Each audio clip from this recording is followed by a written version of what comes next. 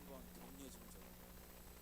수고 많았었고 여러분의 귀한 수고 속에 청소년들의 마음이 조금 더 하나님 앞에 가까이 나가는 열매가 맺어질 줄 믿습니다. 우리 한 가지 광고를 하고 시작하면 우리 삼성교회 청년부의 아름다운 전통이 있습니다.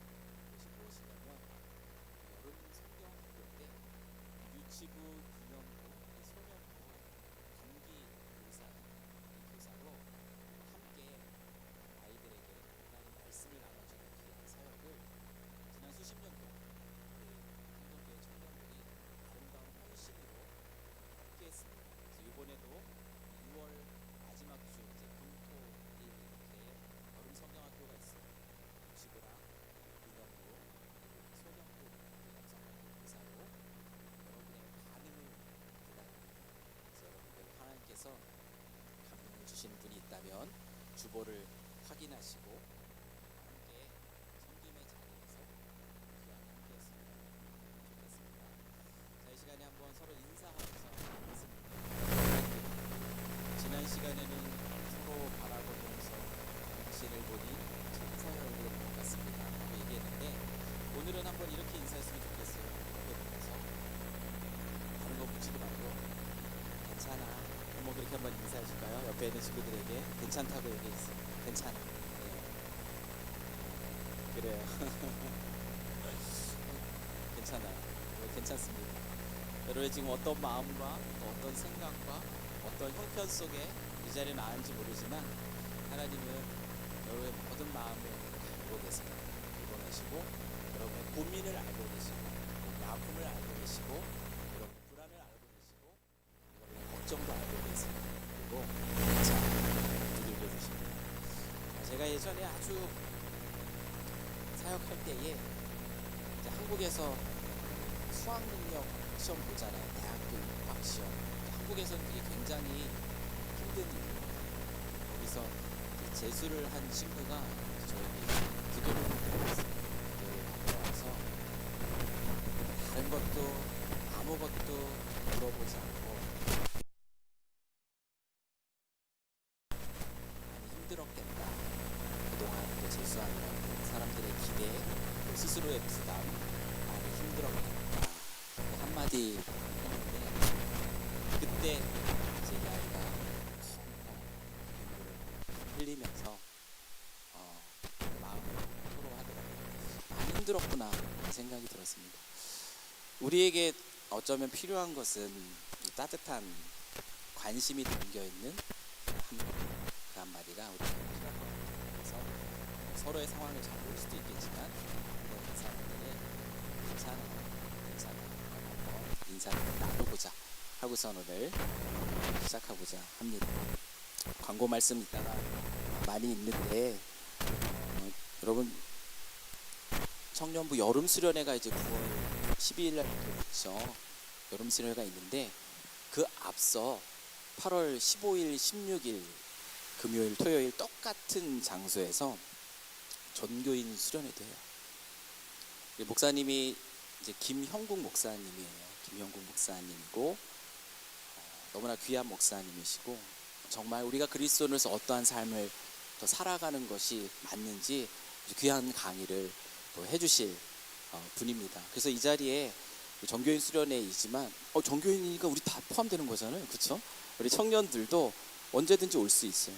언제든지 같이 와서 그 말씀 듣고 그 목사님이 마지막 날 주일날 예배는 이곳에서 여러분을 대상으로 또 따로 말씀을 이어서 해 주실 거예요. 그래서 그 목사님 한번 찾아보시고 또 기대하는 마음으로 하나님께서 여러분에게 시간을 허락해 주신다면 그 전교인 수련회에도 함께 와서 하나님 말씀의 은혜를 또 깊이 누렸으면 좋겠습니다. 이번 전교인 수련회 주제는 사귐이에요. 사귐. 그래서 오전에는 아무것도 없어요. 그냥 놀아요. 아침부터 저녁까지 놀아요. 사귐을 갖습니다. 그리고 저녁에는 하나님과의 사귐을 가져요. 예배를 통해서 깊이 있는 사귐의 시간을 갖습니다. 그 시간에 여러분을 초대합니다. 여러분들은 누구죠? 그리스도인이죠? 우리는 그리스도인입니다. 그래요? 우리는 그리스도인이에요. 그럼 그리스도인이라고 여러분이 스스로에 대해서 말할 때, 나는 그리스도인입니다라고 말할 때, 그럼 그것이 무엇을 말하는 거죠? 저는 삼성교회 청년부에 다니고 있습니다. 여러분, 이게 여러분이 그리스도인이라는 고백의 전부는 아닐 겁니다. 여러분, 우리가 그리스도인입니다라고 얘기한다라는 것은 내가 새로운 삶을 살아가는 존재라는 선포예요. 나는 그리스도인입니다. 이 말의 의미는 그리스도 예수를 믿는 믿음 안에서 여러분이 깨닫게 진 진리가 있어요. 깨달은 진리가 있는데 이 진리를 따라서 나는 예전과는 다른 새로운 방법으로 살아가는 존재입니다 라는 고백이 나는 그리스도인입니다 라는 고백입니다. 여러분, 사도 바울 잘 아시죠? 사도 바울은 이 사실을 어떻게 표현하고 있는가 하면은 우리 갈라디아서 2장 20절 말씀 한번 같이 읽어볼게요. 자, 시작.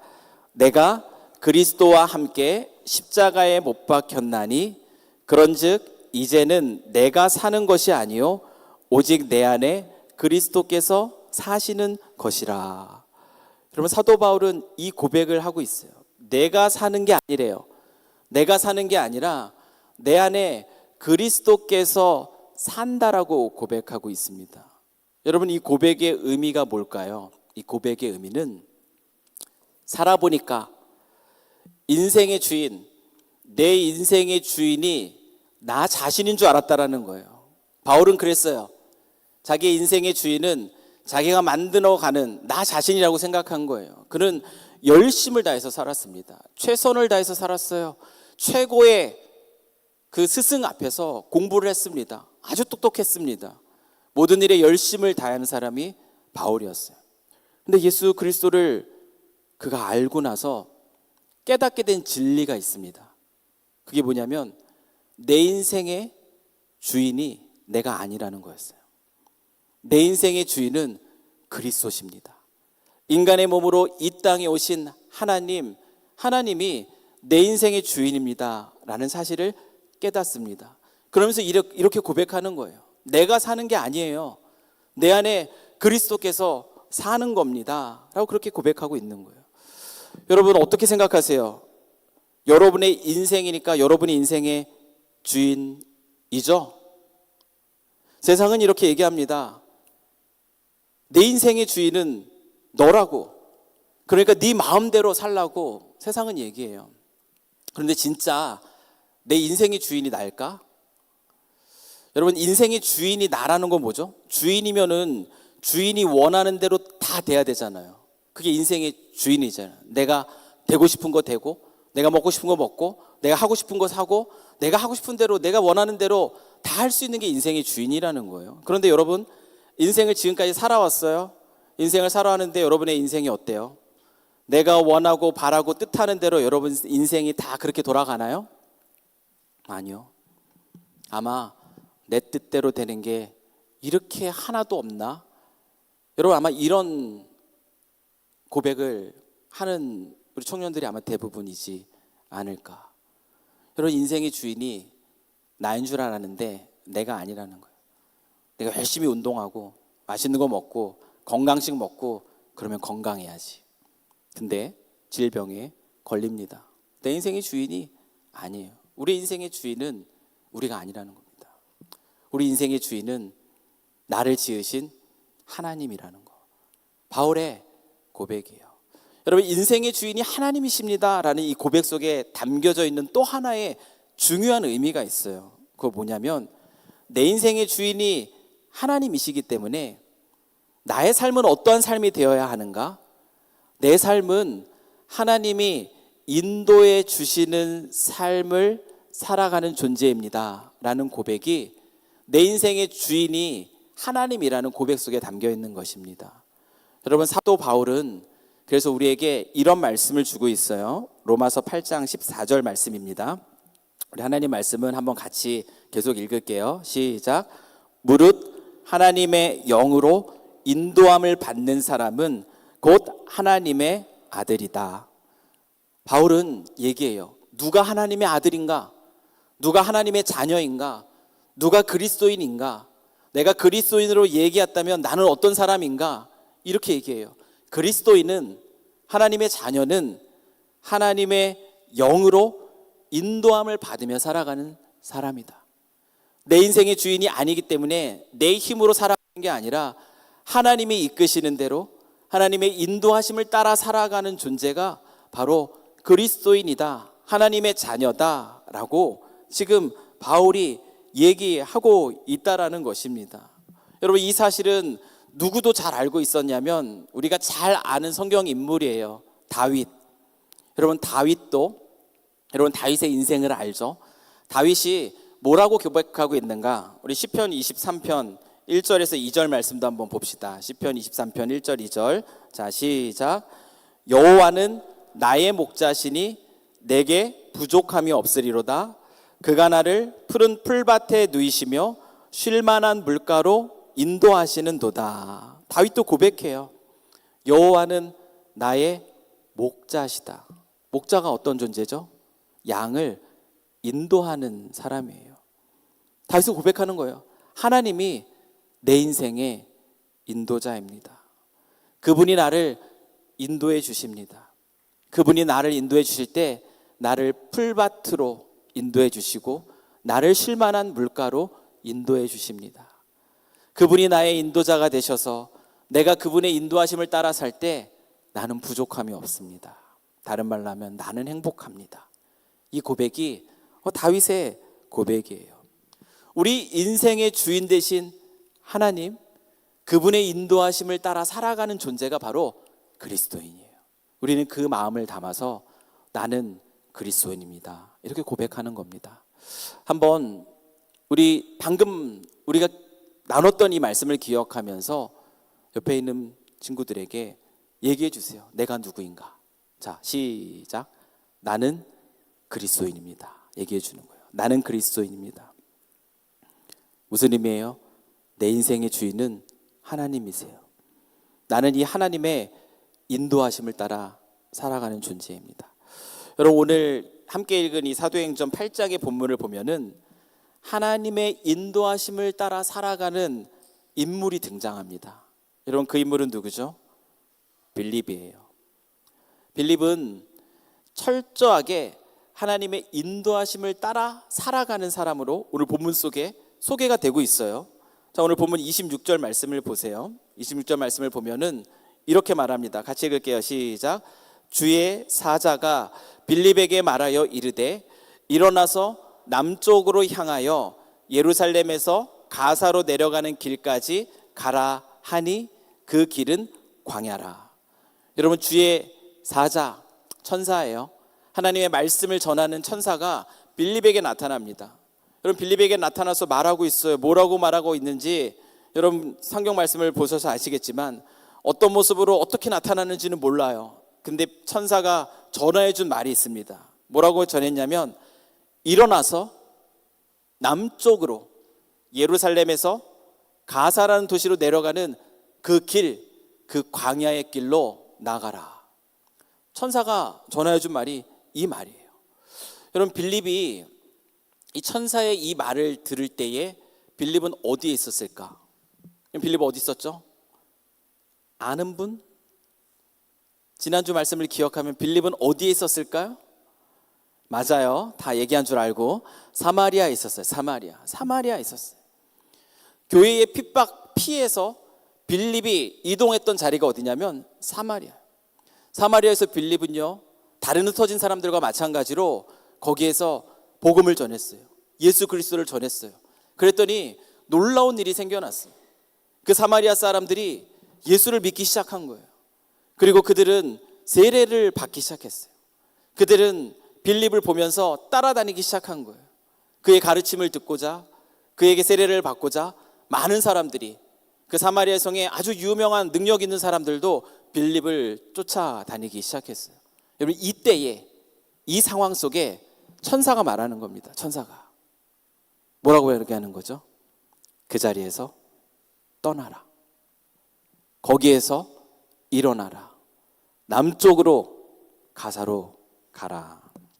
여러분, 안정적인 삶의 자리, 떠나고 싶지 않은 자리, 편안한 자리, 여러분 이 자리를 누군가 여러분에게 떠나라 라고 말한다면 여러분은 어떻게 반응하시겠어요? 열심히 일하고 너무 애써가지고 여기서 영주권을 받았어.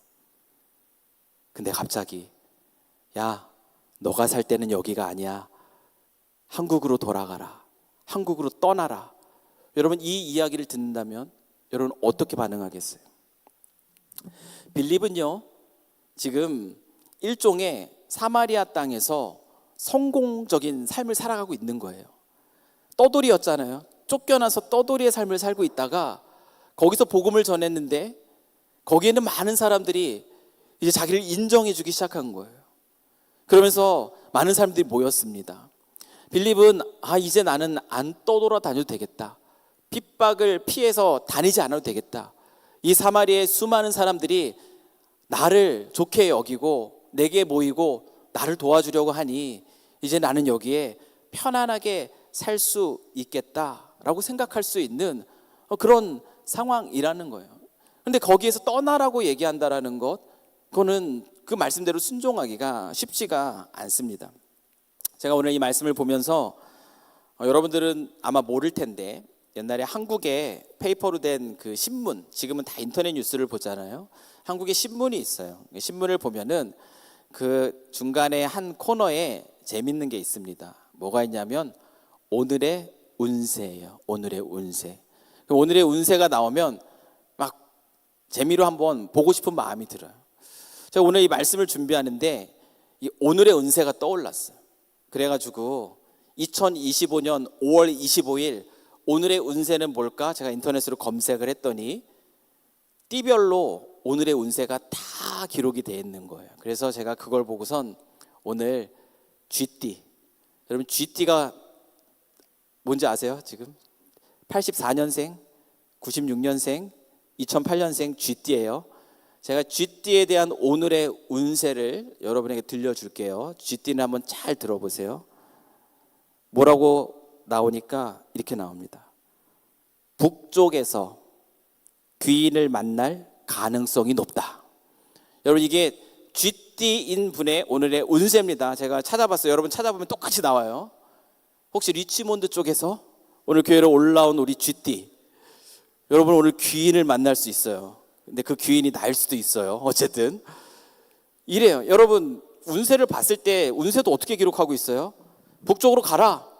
끝이 아니에요. 북쪽으로 가면 너의 삶에 뭔가 도움이 될 만한 어떤 중요한 사람을 만날 수 있다. 너에게 좋은 일이 펼쳐질 것이다. 이런 얘기가 있으면 그래도 그래? 오늘 한번 북쪽으로 가볼까? 이런 마음이 들 수 있다라는 거예요. 그런데 빌립에게 주의 사자가 전하해 준 말은 어떤 말이죠? 남쪽으로 가면 귀인을 만날 것이다. 여러분 주의 사자가 이런 말을 하고 있나요? 그렇지 않아요. 주의 사자는 막연하게 남쪽으로 가라. 도대체 무슨 일이 펼쳐질지 어떤 일이 기다릴지 전혀 아무런 설명도 없이 남쪽으로 가라고 얘기하는데 하필 그 남쪽으로 가는 그 길도 어떤 길이라고 얘기하냐면 광야 길이라고 얘기하고 있어요. 광야. 그럼 광야는 사막입니다. 여러분 거긴 걸어가기가 쉽지 않은 땅이에요. 이때 당시에 예루살렘에서 가사라는 도시로 내려가는 안전하고 가장 빠른 많은 사람들이 즐겨 찾는 길이 있어요. 그거는 바닷가를 따라서 걸어가는 거예요. 그래서 무역로입니다. 바닷가를 따라가는 길이 사람들도 많이 다니기 때문에 안전해요. 그리고 길도 잘 닦여 있어서 편안한 길이에요. 그런데 주의 사자가 빌립에게 이 길을 따라 가라 하지 않고요. 어디로 가라 하냐면 광야로 가래요. 광야. 여러분 광야는 걷기 힘든 땅이라니까요. 거긴 메마른 땅이라니까요. 거기 사람들이 찾지 않는 땅입니다. 특별히 뭐 도망 다니는 사람이나 그쪽으로 다닐 그 길을 가라고 얘기해요. 그런데 어떻습니까? 만약 여러분에게 이런 말을 한다면 여러분은 뭐라고 대답하겠어요? 여러분의 안정적인 상황 속에 있는데 가라. 그것도 힘든 길로 가라. 여러분 여기에는 우리가 충분히 말할 수 있어요. 뭐라고 얘기할 수 있어요? 아니 왜? 왜 지금 가라고 그러시는 거예요? 내 지금 사마리아 땅에서 지금 뭔가 잘 되고 있잖아요. 여기서 뭐 할 일 더 많지 않을까요? 여기에서 많은 사람들이 나를 따르고 있는데 그래서 좀 편안하게 있으면 안 돼요? 왜 하필 지금 가라고 하는 거죠? 아니 그것도 정말 나에게 부탁할 것이 있으면 저 빠른 길로 가라 그러지 왜 가기 힘든 길, 누구도 찾지 않는 길, 그 광야로 가라고 하십니까? 그럼 이런 생각이 들기에 정당해요. 여러분 빌립의 생각에 주의 천사가 말해준 그 말은 계산이 안 되는, 납득이 안 되는 그런 상황인 겁니다. 그런데 놀랍게 빌립은요 그 말씀에 즉각적으로 순종해요. 27절 말씀을 보세요. 20절 말씀을 보면 이렇게 얘기합니다. 일어나 가서 라고 얘기해요. 일어나 가서. 주의 사자가 뭐라고 말씀했죠? 일어나 남쪽으로 가사로 내려가는 그 길로 가라 말했더니 빌립은 반응합니다. 어떻게 해요? 일어나 갑니다. 여러분 이 모습을 보면서 우리는 빌립이 어떤 선택을 내렸는지를 확인할 수 있어요. 여러분 빌립의 선택은 어떤 선택이었어요? 빌립은 뭐 계산을 못해서가 아니에요. 빌립은 계산하는 사람이 아니었습니다. 이 말씀을 보면 그래요. 우리는 어떻습니까? 일반적으로 어떤 선택을 하게 될 때 어때요? 따지잖아요. 내가 이 선택을 하면 나한테 뭐가 좋지? 내가 이 선택을 하면 나한테 뭐가 나쁘지? 나에게 주어지는 게 더 좋을 때 그럼 이거는 할 만한 거야. 나에게 손해보는 게 많으면 이거는 안 하는 게 맞아. 그러면 이게 합리적이잖아요. 그렇죠? 우리가 합리적이다고 얘기하는 것, 이성적이다고 얘기하는 게 바로 이겁니다. 계산하는 거예요. 뭔가 어떤 일들을 할 때 그걸 통해서 내가 손해볼 것 같으면 안 하는 거, 이게 맞아요.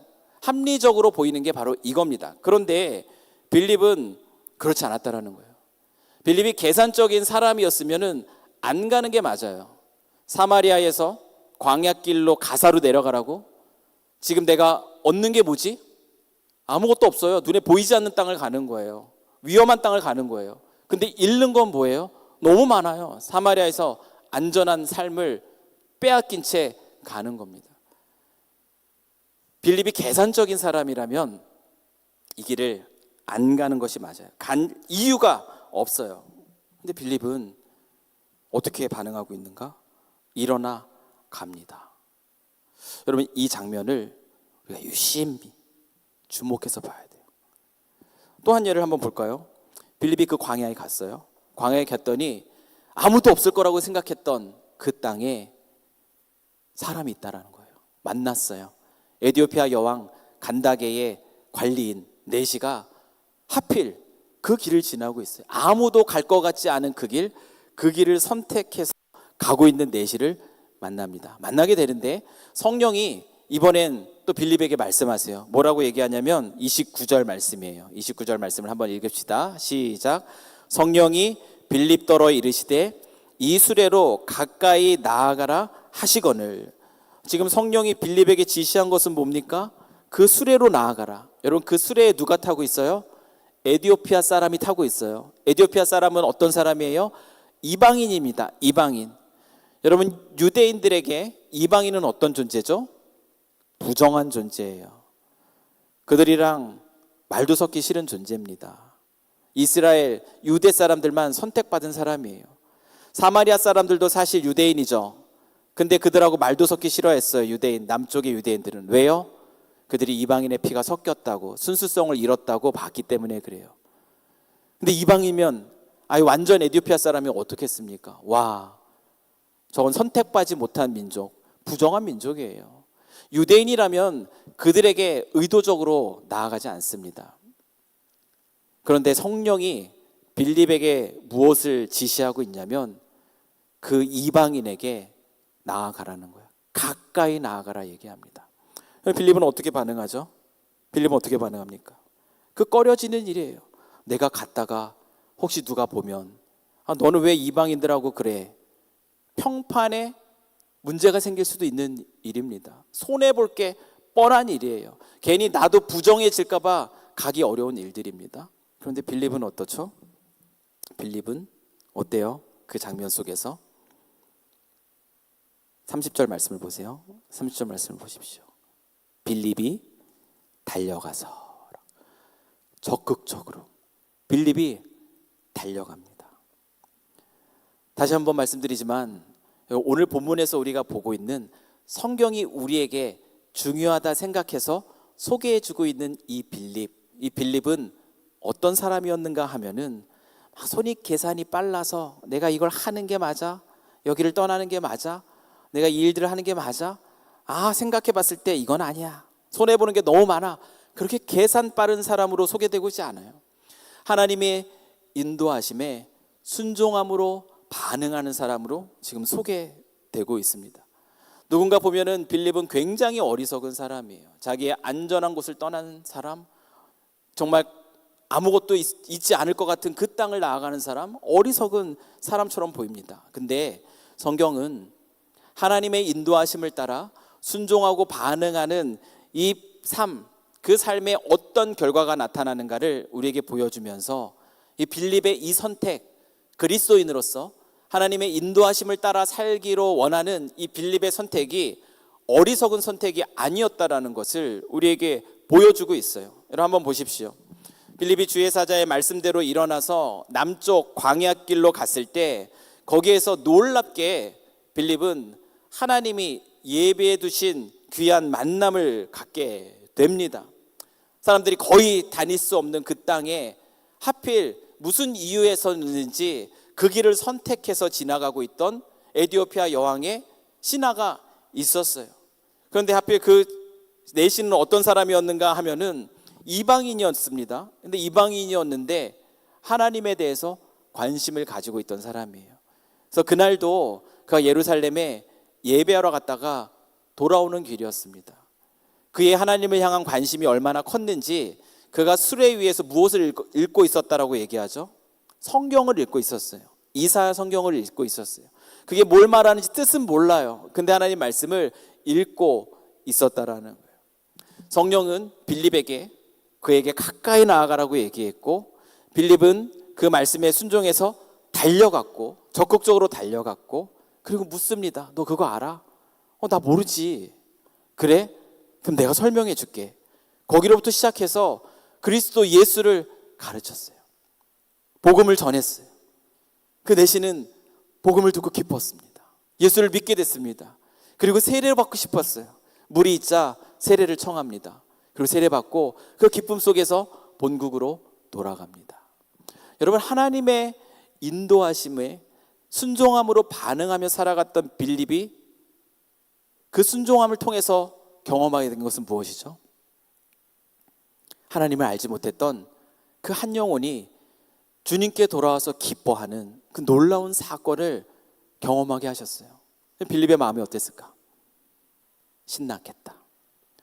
여러분, 또 어떤 일이 벌어졌습니까? 이것은 단순히 개인 구원의 즐거움으로 끝나지 않아요. 여러분, 하나님께서는 그리스도인들에게 하나님의 계획을 말씀해 주셨어요. 사도행전 1장 8절 말씀인데, 성령을 받으면 어떻다고요? 예루살렘과 온 유대와 사마리아와 땅끝까지 이르러 내 증인이 될 것이다. 빌립은 그 전에 어디서 복음을 전했죠? 사마리아에서 복음을 전했어요.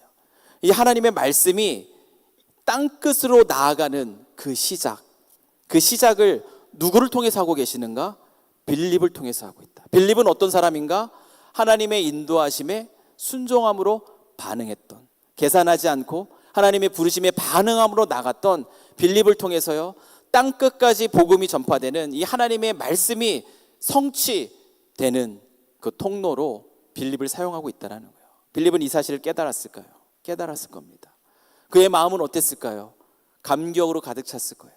내가 선택한 이 길이 나중에 하나님 앞에 섰을 때에 너무나 귀하고 너무나 아름답고 너무나 가치 있는 삶이 되겠구나, 행복했을 겁니다. 성경은 이와 같이 겉으로 보기에는 계산이 안 서는 그런 인도하심일지도 모르겠지만 하나님의 인도하심에 순종하며 나아가는 그 삶을 이렇게 복되게 해주신다라는 것, 이것이 오늘 말씀이 우리에게 가르쳐주고 있는 것이에요. 여러분, 시편 48편 14절 말씀을 보십시오. 같이 한번 읽읍시다. 시작. 이 하나님은 영원히 우리의 하나님이시니 그가 우리를 죽을 때까지 인도하시리로다. 여러분, 시편의 한 기자는 자기가 믿는 하나님을 이렇게 고백해요. 내가 믿는 하나님은 영원한 하나님이야. 내가 믿는 하나님은 나를 죽을 때까지 인도해 주시는 하나님이야. 이 시편 기자의 고백은 뭐죠? 하나님이 내 인생의 주인이 되신다라는 고백이에요. 하나님이 내 인생의 주인이야. 그분이 내 인생을 인도해 주셔. 언제까지? 죽을 때까지 인도해 주셔. 내가 하나님의 이 인도하심 속에 있을 때 나는 아무런 부족함 없이 주님이 주시는 기쁨을 누리며 살아가는 삶을 살아. 이 고백이 이 시편 기자의 고백입니다. 사랑하는 우리 삼성교회 청년 여러분, 여러분들은 지금 어떤 인도하심을 따라서 지금 이곳에서의 삶을 살아가고 있습니까? 우리가 왜 하나님의 인도하심을 따라 살아가야 될까요? 하나님은 왜 우리를 인도해 주시기를 원하실까요? 여러분, 이 질문에 대한 대답은요, 우리 다윗의 고백에서 우리는 확인할 수 있어요. 하나님은 먼저 어떤 분이신가를 알아야 되는데, 하나님은 어떤 분이신가? 하나님은 예수님께서 우리에게 어떻게 소개해 주시냐면 우리 아버지라고 얘기해요. 아버지. 여러분, 아버지는 어떤 존재죠? 어머니는 어떤 존재예요? 여러분 가운데 깨어진 가정을 경험해서 아버지에 대해 좋지 않은, 어머니에 대해 좋지 않은 이미지를 가지고 있는 우리 청년들이 있을지도 모르겠습니다. 근데 성경에 말하고 있는 이 아버지, 어머니, 어떤 존재입니까? 자식을 위해서는요, 그 어느 것도 아끼지 않는 존재가 성경이 말하는 아버지의 이미지인 거예요. 아무리 못나도, 아무리 부족해도, 누가 뭐라 해도 끝까지 사랑하고 끝까지 가장 좋은 것으로 주기를 원하는 존재가 바로 아버지라는 겁니다. 하나님이 우리 아버지가 되신다라는 거예요. 그 아버지가 우리를 인도해 주시길 원한다는 거예요. 왜요? 우리를 인도해 주신다라는 건 우리에게 가장 좋은 것으로 우리를 채워주시겠다라는 그 고백인 것이에요. 하나님이 우리를 인도해 주시고자 하는 이유는 여기에 있습니다. 다윗은 이것을 경험하면서 이렇게 고백해요. 시편 23편 3절 말씀입니다. 시편 23편 3절 같이 읽습니다. 시작. 내 영혼을 소생시키시고 자기 이름을 위하여 의의 길로 인도하시는 도다. 다윗은 고백합니다. 하나님이 내 삶을 인도해 주셔. 근데 하나님이 나를 어떻게 인도해 주시냐 하면은 자기 이름을 위하여 인도해 주신다라고 해요. 여러분, 자기 이름을 위해서 인도해 주신다라는 것은 하나님이 자기 이름 걸고 인도해 주신다라는 거예요. 하나님이 자기 이름을 걸었어요. 내가 이름 걸고 내가 널 인도할 거야. 하나님이 우리를 끝까지 책임져 주신다라는 선언입니다. 하나님이 날 끝까지 책임져 주세요. 인도하셔서 우리로 무엇을 누리게 하신다고요? 다윗이 고백해요. 내 영혼을 소생시키신다. 하나님의 인도하심을 받으면, 하나님의 인도하심 받는 자리는 어떤 자리다? 내 영혼이 살아나는 자리다. 하나님은 나를 인도해 주셔. 왜? 내 영혼이 살아나게 하려고.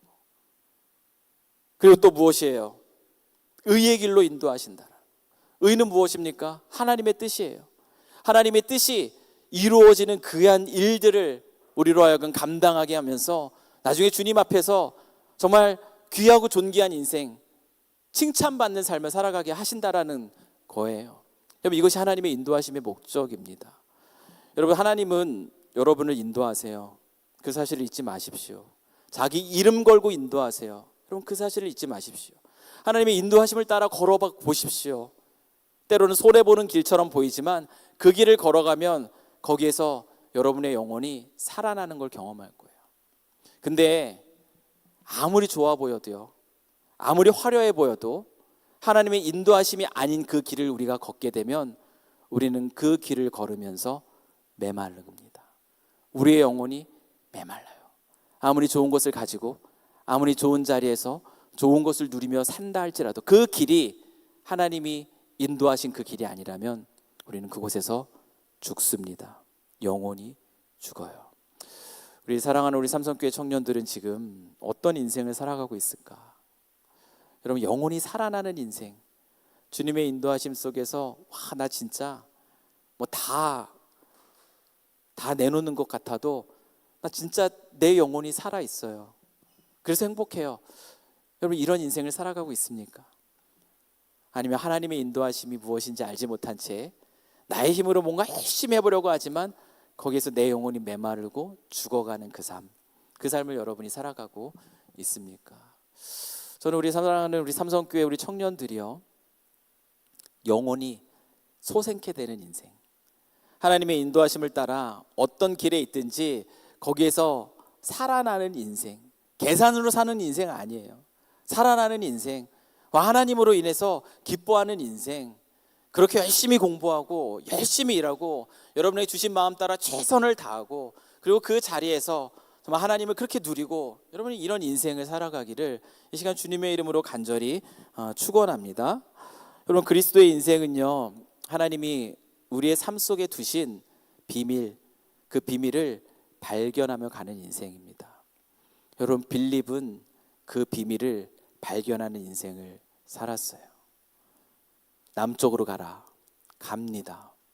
그리고 거기에서요, 한 영혼이 주님께 돌아오는 기쁨, 그 비밀을 맛봅니다. 나를 통해서 땅 끝까지 복음이 전해지는 하나님의 말씀이 성취되는 놀라운 그 소식 앞에 소름이 끼치는 거예요. 너무 감사한 것이에요. 그는 이 비밀을 맛보면서 또 아소도로 가서 또 여러 지방을 인도하심 따라 복음을 전하는 삶을 살았어요. 여러분도 여러분에게 주신, 여러분의 삶 속에 놓아두신 하나님의 비밀이 있습니다. 저는 여러분들이 하나님의 인도하심 속에서 그 비밀을 누리면서 살아갈 수 있길 이 시간 주님의 이름으로 간절히 축원합니다. 여러분, 그런 인생 살아가기 위해서 하나님의 인도하심을 저 받고 싶어요. 그러면 하나님의 인도하심을 어떻게 받으면서 살아갈 수 있을까? 우리에게 필요한 것이 있어요. 그것은 바로 하나님의 말씀 앞에 서는 것이고 기도 앞에 서는 것이고, 여러분, 말씀 기도 너무나 뻔한 대답이죠. 근데 이 대답 속에 답이 있습니다. 우리가 하나님의 인도하심을 따라 살기 위해서는 말씀 앞에 있어야 돼요. 따라 살기 위해서는 기도의 자리에 있어야 해요.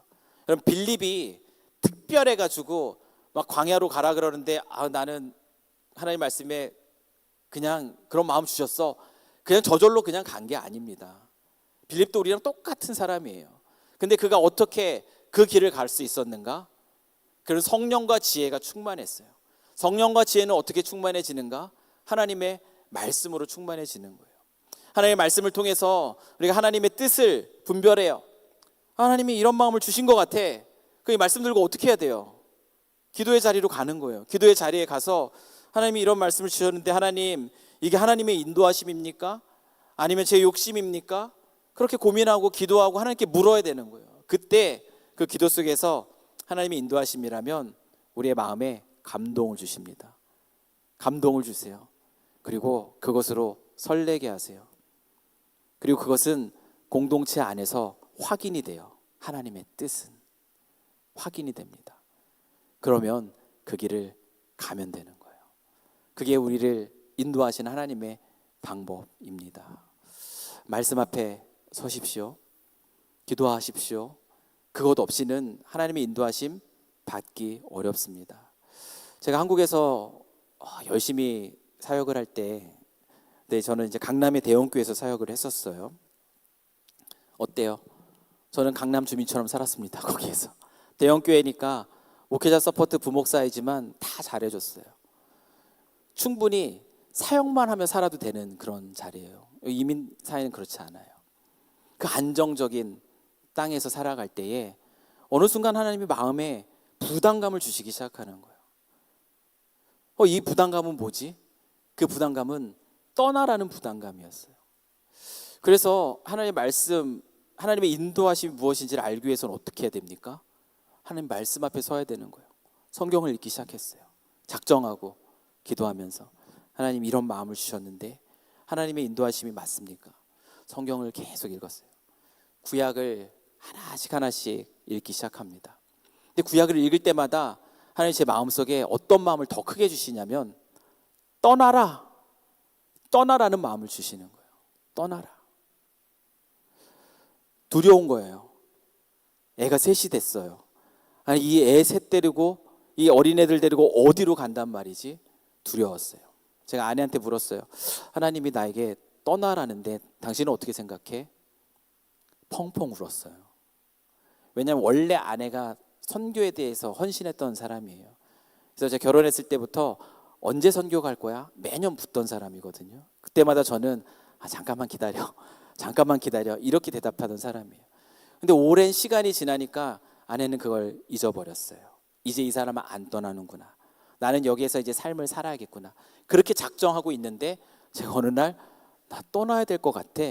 이 얘기하니까 갑자기 걱정과 불안 속에서 펑펑 울게 되었어요.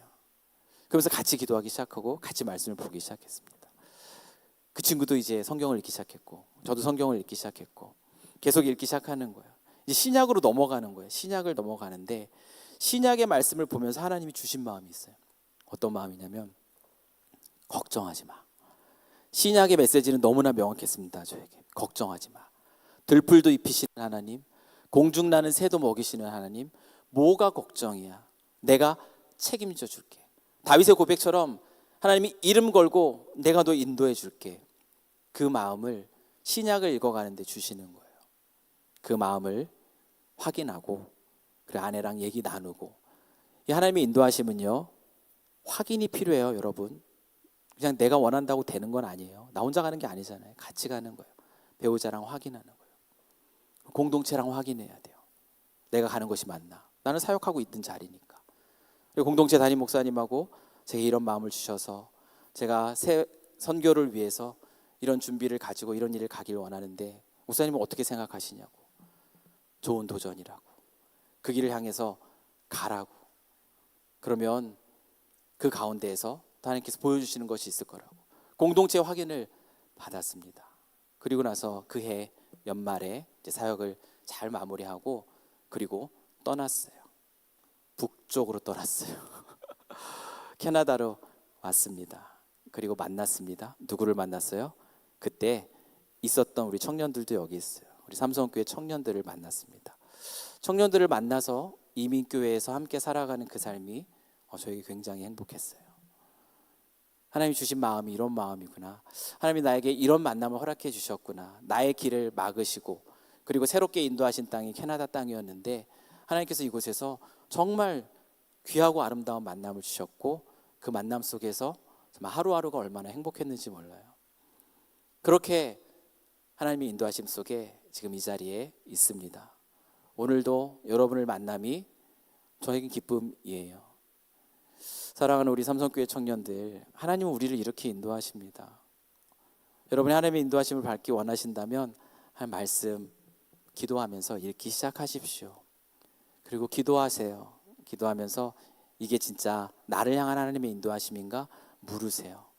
물으고 그리고 나서 공동체 안에 확인을 하십시오.